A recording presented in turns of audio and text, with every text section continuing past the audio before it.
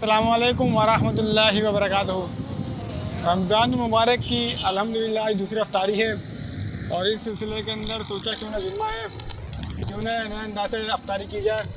तो इस सिलसिले के अंदर मैं आया था ग्रैंड बेल्ट के ऊपर, क्योंकि आप मेरा कप में देख सकते हैं कि सूरज जो है इंशाल्लाह कुछ समय बाद गुरूब हो जाएगा और फिर हम अफ्तारी करेंगे।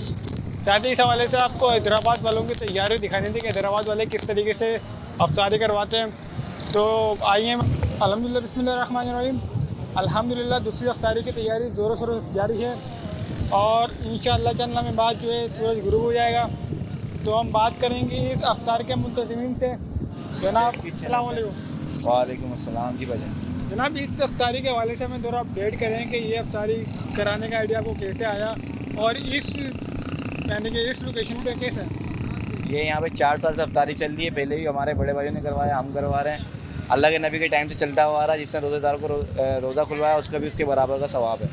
तो ये 4 साल से चलती हुई आ रही है।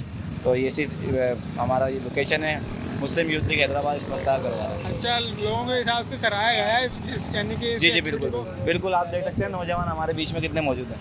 यानी कि पूरा शहर छोड़ के आपने इस पूरा शहर नहीं छोड़ा हमने पूरे शहर के अंदर रस्सा खान लगे हैं, मुख्तलिफ इलाकों के अंदर लगे हैं। हैदराबाद में टोटल 9 पॉइंट से हमारे रस्सा खान लगे हैं।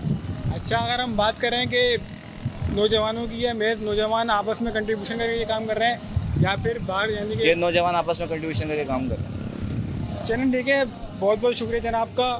अभी इंशाल्लाह चलने में बाद सूरज गुरूब हो जाएगा, फिर अफ्तार की तैयारी फिर रात मगरिब इंशाल्लाह।